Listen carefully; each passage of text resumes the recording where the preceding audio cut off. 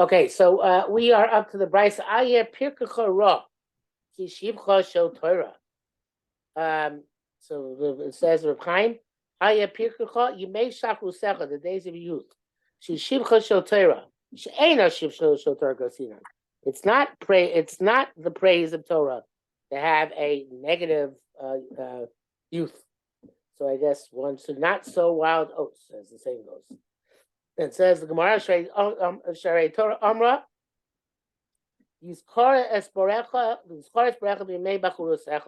remember your Creator in the days of youth. If there's a situation in which HaKadosh Baruch is not happy with his youth, says the Chaim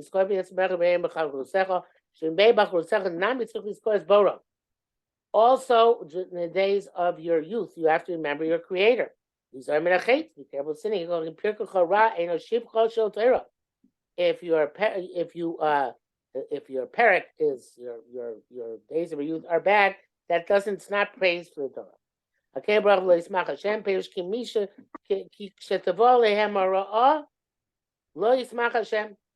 This is Hashem is not happy when he has to punish people on the frivolous acts of the youth. The youth also punished, they also have to be careful not to sin. My Shevach Torah, back to the Gemara. My Shevach Torah is Amrei Saba Rakba Hechad Lamatzi Mimna Ulamasei Hava Misrach. I have no idea what that means. Let's hear what Chaim says. My Shevach Torah, my Ein Shevach Torah Lo Tzarech Lomar. What's not praise of Torah, it should say. Ista Amrei, some say. Saba Rakba Chiyeshmi Adam Amrim Zakin Zeh Hanirka Beziknu So. This is a Saba Rakva, and the way it explains it means a rotten old man.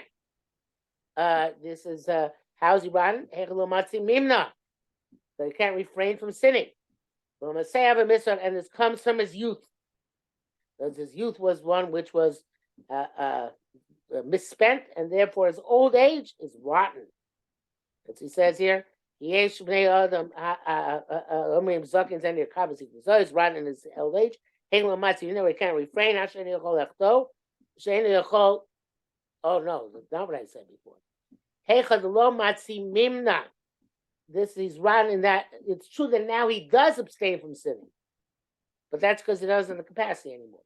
In other words, it's not bidden. It's not tzaddik. He just doesn't have the capacity to sin. So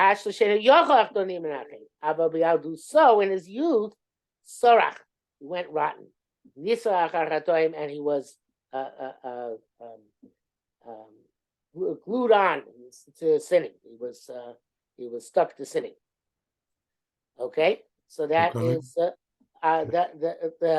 your youth should not be misspent. Conversely, says the next price, your youth should be a nice one. That's praiseworthy for you. So it says going Midaka Amar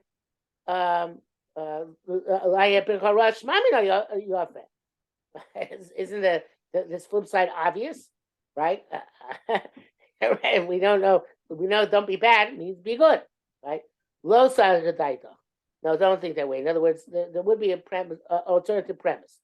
Lo leheve lo ben shem lo putzim elo beinoni. That we would say that okay, you don't have to pursue greatness in your youth as long as you don't pursue wickedness either. The beinoni is enough. So he says that's not no. Beinoni is not good enough. Says Rabbi Chaim the Gemara Bereisha aye pikacha ra hashmi lo ra. El Yafeh. I mean, that's the question. We already learned that it shouldn't be bad, it should be good. My other tiny April, why I say afterwards it should be good. Mashani low. No, the size is low, heavy, low, chule. El Beinoni. You don't have to be good or bad, just be a Beinoni. Low, El Pirko Noah. They say that the little bit of Kanos here, they say that the Chazonish said that his main complaint about the Mizrahi is that the Mizrahi made a ideal out of being a Beinoni. So I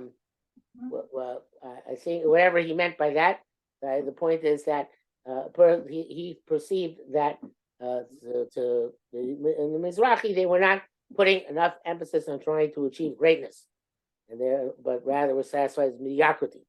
So this brisa, and whether we agree or disagree is not for now, but the idea is the brisa is telling us a similar idea, that don't think you can get away with being mediocre. You have to strive to be excelled, not just to be average. Okay.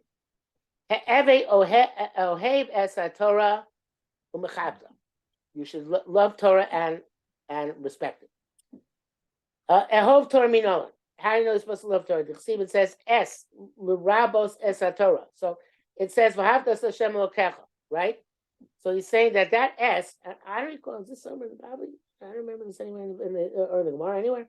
I don't remember this anywhere. But it says v'havtas Hashem Elokecha is l'rabos es Torah. Es is rabos es Torah. Right? We know that Shimon Amsuni, Amil Nechemi Amsuni, who was supposed to be Nachum Ish Gamzu, he's one who was Dorish Kol Esin Sheba Torah.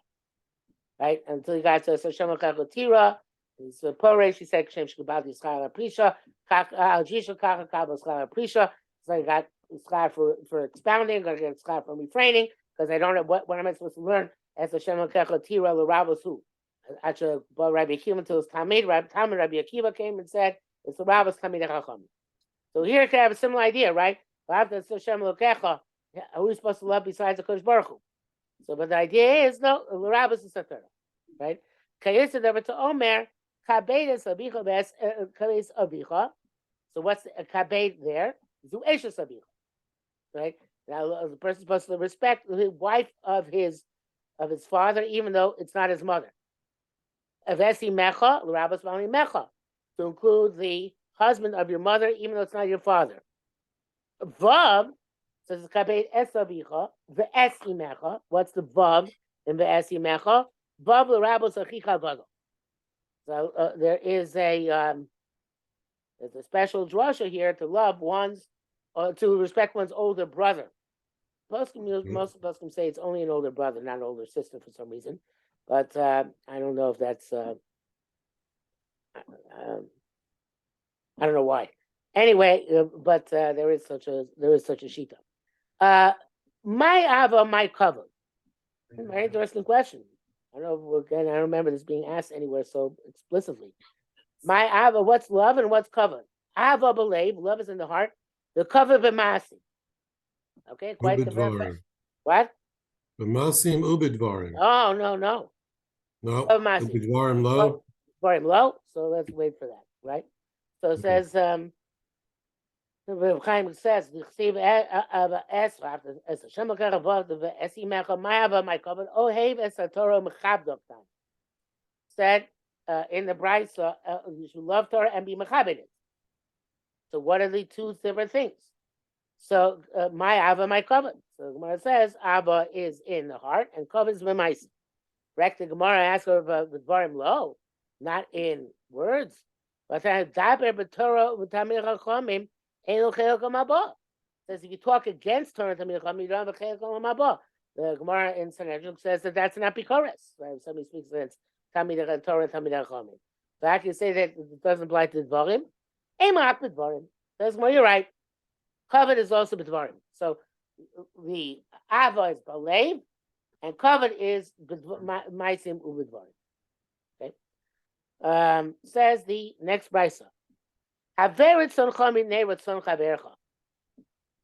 Push away your ratzon in front of your ratzon of your friend. Now the next brisa will talk about pushing away your ratzon before the ratzon of Hashem, which is a pretty remarkable order, because the chiddush is that haver etzoncha b'nei etzoncha bercha comes before haver etzoncha b'nei ratzon shamayim. I'm not sure what we're going to do that, but we'll worry about it next time. And the example is Kishkach us the Rachel Leah, the David Lashol. And the Gemara is going to explain that. Gemara, Dixi by Aged, Yaakov Rachel ki achi avia hu, ki ben Rivka hu, v'lo ben achos avia hu. Why you say she's the brother of her father? He was the brother of his.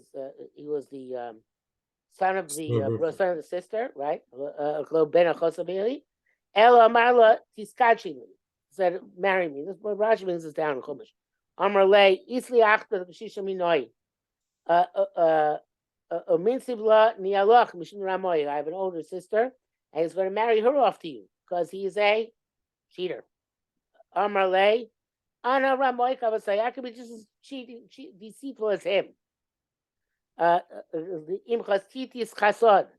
With a pious person, you pious. In case with a stubborn person who's treacherous, he's batol. You yourself can be treacherous. Okay, Masala Simon.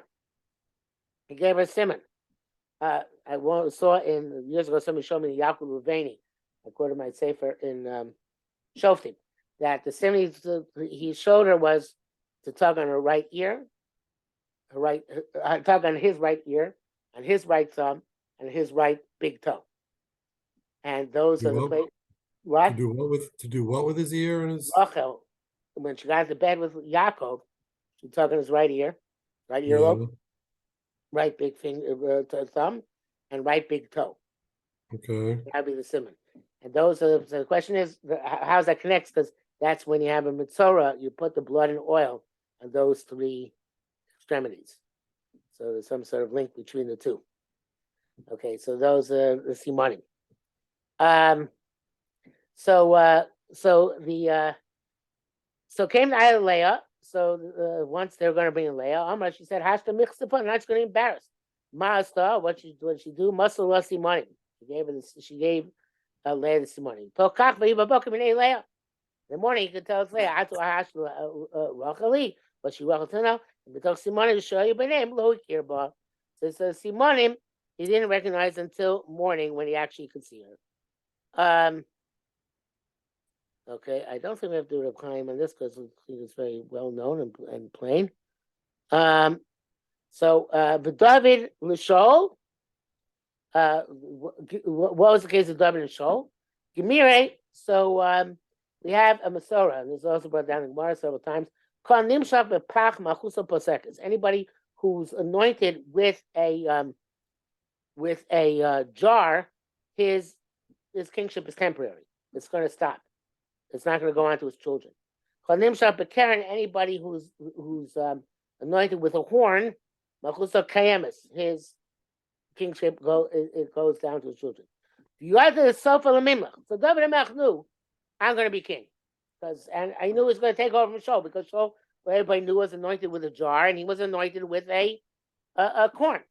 Or nevertheless, the law he never tried to take over from Shaul, usurp directly from Shaul the Malchus during Shaul's lifetime.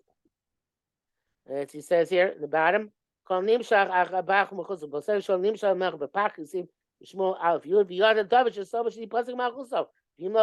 be king.